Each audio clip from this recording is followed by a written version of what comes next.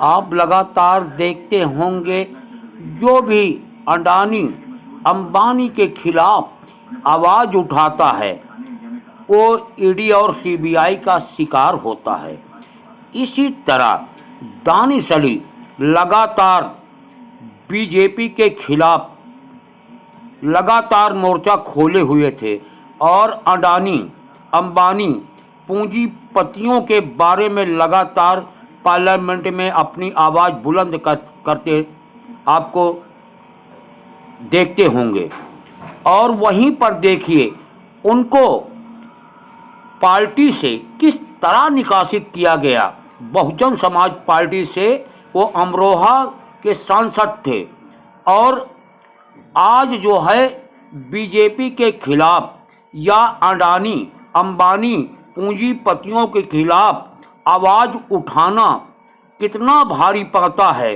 शायद मायावती ने यही सोचा कि शायद सीबीआई और ईडी के रडार पे कहीं हम ना आ जाएं, इसीलिए कुंवर दानिश अली को पार्टी से निकालना ही उचित समझा। देखिए दानिश अली मीडिया को अपनी प्रतिक्रिया दे रहे हैं और मीडिया के सवालों का जवाब दे रहे हैं। देखिए एजीटीवी लाइव पर एक रिपोर्ट। सूचना मिली मेरे पार्टी कार्यालय से कि मुझे बहुजन समाज पार्टी से पार्टी विरोधी गतिविधियों के चलते निलंबित कर दिया गया। मुझे मालूम है आप पिछले 1.5 घंटे से मेरी प्रतिक्रिया लेने के लिए इंतजार कर रहे थे। मैं इतना ही कहूंगा कि बहन कुमारी मायावती जी का हमेशा मैं शुक्रगुजार रहूंगा कि उन्होंने मुझे बहुजन समाज पार्टी का टिकट देकर के लोकसभा का सदस्य बनने में मेरी मदद की। बहन जी ने मुझे बहुजन समाज पार्टी लोकसभा में संसदीय दल का नेता भी बनाया। मुझे सदैव उनका असीम स्नेह और समर्थन मिला है। उनका आज का फैसला जरूर दुर्भाग्यपूर्ण। मैंने अपनी पूरी मेहनत और लगन के साथ बहुजन समाज पार्टी को मजबूत करने का भरसक प्रयास किया और कभी भी किसी प्रकार का पार्टी विरोधी काम नहीं किया है। इस बात की गवाह मेरे अमरोहा की जनता है। मैंने भारतीय जनता पार्टी की सरकार की जन विरोधी नीतियों का विरोध जरूर किया है और आगे भी करता रहूंगा। चंद पूंजीपतियों द्वारा जनता की संपत्तियों की लूट के खिलाफ मैंने आवाज उठाई है और आगे भी उठाता रहूंगा, क्योंकि यही सच्ची जनसेवा है। यदि ऐसा करना जुर्म है तो मैंने जुर्म किया है और मैं इसकी सजा भुगतने के लिए तैयार हूं। अमरोहा की जनता को मैं आश्वासन देना चाहता हूं कि आपकी सेवा में मैं हमेशा हाजिर रहूंगा।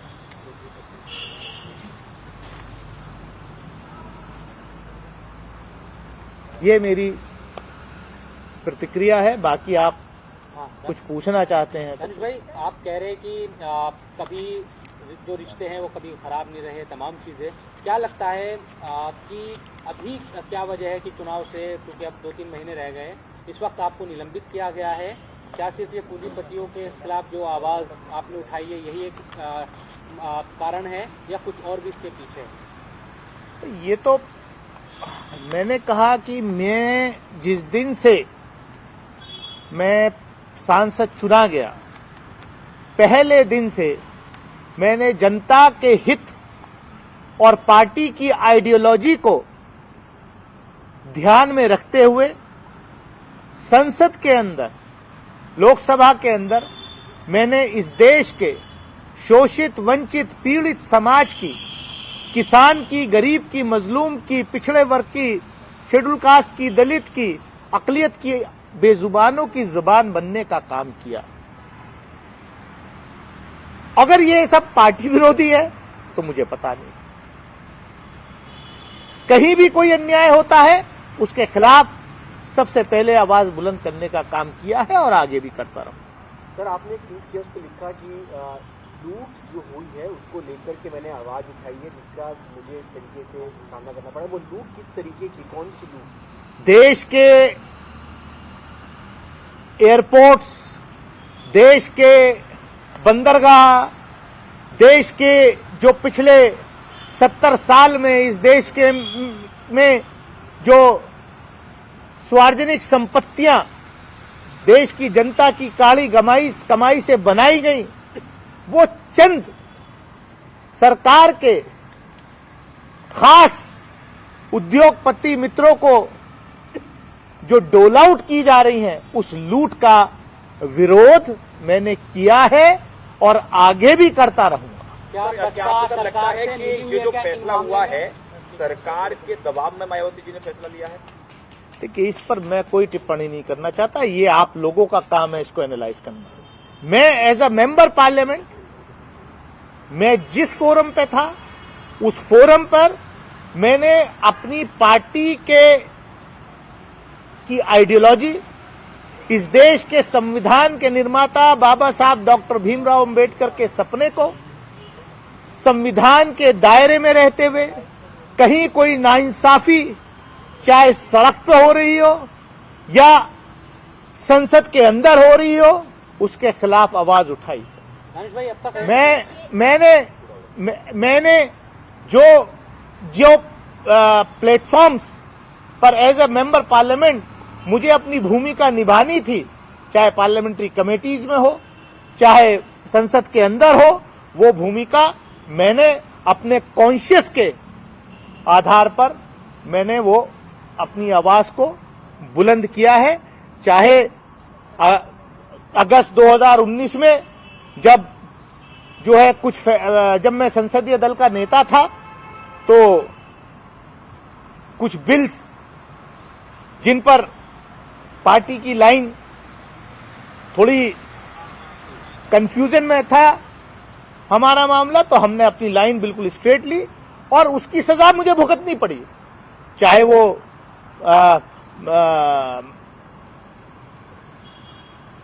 एनआईए या राइट टू इंफॉर्मेशन एक्ट का अमेंडमेंट बिल हो या 370 हो या ट्रिपल तलाक हो या सी, जो भी बिल्स थे उन पर मैंने अपनी लाइन स्ट्रेट रखी और मुझे संसदीय दल के नेता पद से हटाया गया। मैंने उसको कबूल किया कि मैं जहां हूं, जो लाइन है, जिन बुनियादों पर ये पार्टी बनी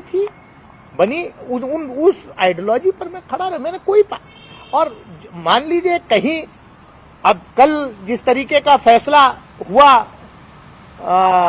महुआ मोइत्रा जी वाले केस में, तो मैं अपना फर्ज समझता हूं, मैं अपनी जिम्मेदारी समझता हूं कि एक महिला सांसद के साथ अगर अन्याय हो रहा है तो उस अन्याय के खिलाफ मैं खड़ा हूं। मैं कमेटी के अंदर भी, एथिक्स कमेटी के अंदर भी खड़ा हुआ और मैं कल भी खड़ा हुआ, क्योंकि जिस तरीके की रिपोर्ट बनाई गई, कैश फॉर क्वायरी, अरे भाई कहां वो कैश, कौन से कैश की क्वायरी रिपोर्ट जो है वो टेबल की गई, कहीं तो दिखाई नहीं दिया, ना कहीं है। और जिस तरीके का वहां माहौल हुआ, अगर महिला की अस्मिता के साथ कहीं कोई खिलवाड़ होगा तो दानिश अली पहले भी खड़ा रहा है और आगे भी खड़ा रहेगा। ये इसको मैं बैज ऑफ ऑनर समझता हूं कि मैंने एक जो अन्याय हो रहा था उस अन्याय के खिलाफ संसदीय समिति के अंदर भी, एथिक्स कमेटी के अंदर भी, पार्लियामेंट के अंदर भी और बाहर भी उस अन्याय के खिलाफ मैंने आवाज उठाई है और आगे भी उठाता रहूंगा। सर, अब आगे का एक्शन आपका क्या रहने वाला है? क्या पार्टी दूसरी कौन सी पार्टी ज्वाइन करने वाले हैं या किस तरह से आगे काम करेंगे? मुझे क्यों आप ये सवाल पूछ रहे हैं? मेरी जो प्रतिक्रिया थी मैंने दे दी। दानिश भाई, एक सवाल ये है, जो आरोप आपने लगाया है या जो भी बात आप कह रहे हैं अपनी प्रतिक्रिया के तौर पर, ऐसा लग रहा है कि विपक्ष इन तमाम आरोपों को सरकार पर लगाता रहा है कि चाहे बिलों के मामले में आपने कहा तलाक 370 ये सब, और पूंजीपतियों का जो इशू है, क्या सरकार का सपोर्ट अंदरूनी तौर पर छिपे हुए बसपा कर रही थी? ये कहने का मकसद है कि चाहे पूंजीपतियों के आप बंदरगाह की बात करें, सब चीजें ये सरकार पर आरोप लगते रहे हैं। ये इसके पीछे आप क्या कहना चाहते हैं कि बसपा भी छिपा हुआ समर्थन? मैं ये कह रहा हूं कि मैंने सरकार की इन सारी दमनकारी नीतियों का, इन सारी जनता विरोधी, नौजवान विरोधी नीतियों का विरोध किया है। क्या ये विरोध करना पार्टी विरोधी गतिविधि है? ये मेरा सवाल है। आप अपने सवाल को अपने तरीके से करिए। मेरा जवाब ये है कि मैंने जिस चीज के लिए मेरे क्षेत्र की जनता ने मुझे यहां चुन करके भेजा, जो विपक्ष का रोल देश की जनता ने हमें दिया, उस रोल को मैंने बाखूबी निभाया है। And I am proud of it and I will fight back. I am not going to compromise on my ideology, on my principles. आपने एक आरोप संसद में भी लगाया था कि महुआ मोइत्रा को लेकर इतनी जल्दबाजी में पूरी कार्रवाई हो रही है, लेकिन आप वाले मामले में अभी तक उस पर बहुत ज्यादा कुछ आगे नहीं बढ़ा। ये तो देश के सामने है। हमारा केस तो 21 सितंबर को हुआ। महुआ मोइत्रा जी के खिलाफ तो कंप्लेंट थी मेरे ख्याल से 15 अक्टूबर को आई थी, 1 महीने बाद। वहां सब कुछ करके एक्सपेल भी कर दिया, और देश की जनता, दुनिया ने देखा कि संसद कैसे शर्मसार हुई। उस पर कोई कार्रवाई नहीं है। तो देखिए क्या है कि क्या लग रही है आपको? सीधा भाई, जो लोग हैं, सरकार कोई भी ऐसी आवाज जो उनके खिलाफ या उनके एजेंडे के खिलाफ मजबूत आवाज पार्लियामेंट के अंदर है, उस आवाज को दबाना चाहती है। लेकिन हम दबने वाले लोगों में से नहीं हैं। हम देश की जनता के सवालों को लेकर के लड़ते रहेंगे, क्योंकि यही लोकतंत्र है, यही बाबा साहब का संविधान है, यही महात्मा गांधी का संविधान है, जिसके लिए ये देश आजाद है। सर, किस दल के झंडे के नीचे आप अपनी लड़ाई आगे बढ़ाने वाले? आप क्यों इतने उतारू हैं? आपको क्यों इतनी परेशानी हो रही है? देश का झंडा, उसकी इज्जत मेरे लिए ज्यादा अहमियत रखती है कि देश की इज्जत रहे, लोकतंत्र की इज्जत रहे, इस पार्लियामेंट की इज्जत रहे, उसके लिए मैं लड़ रहा हूं। आपको खाली ये चिंता कौन सी पार्टी का झंडा? अरे झंडा, देश का झंडा बुलंद करने के लिए हम लोग आए हैं, और देश का, लोकतंत्र का आत्मसम्मान बचाने के लिए हम आए हैं। पार्लियामेंट में जो हो रहा है, जो देखा पूरी दुनिया ने, उस लड़ाई को हम लड़ेंगे। सर, जो सदन में बीजेपी सांसद द्वारा जो व्यवहार किया गया था, उसके बाद राहुल गांधी से मुलाकात आपकी थी, क्या ये एक माइनस पॉइंट है? पार्टी ने इसको लेकर के भी कोई कुछ गलतफहमी? मुझे तो नहीं मालूम क्या माइनस है क्या प्लस है। मैं तो अपना जो पिछले 4.5 साल का मेरा टेन्योर है पार्लियामेंट के अंदर, अगर मेरा कोई भी सवाल, अगर मेरा कोई भी एक्शन पार्टी की आइडियोलॉजी, पार्टी की नीतियों के खिलाफ है, तो पार्टी वो बयान करेगी कि आपने ये गलत किया है। इस देश के शोषित, वंचित, पीड़ित समाज की बात करना मैं नहीं समझता कि पार्टी विरोधी गतिविधि है।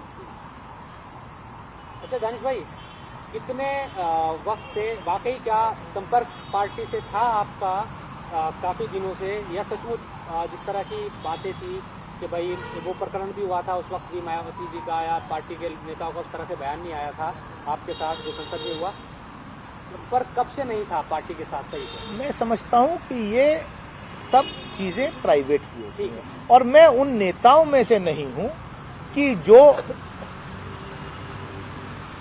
अपने लीडर के साथ, जिसके साथ काम किया है, उन पर मैं कोई हल्के आरोप लगाऊं कि ये मेरी परवरिश नहीं हुई है।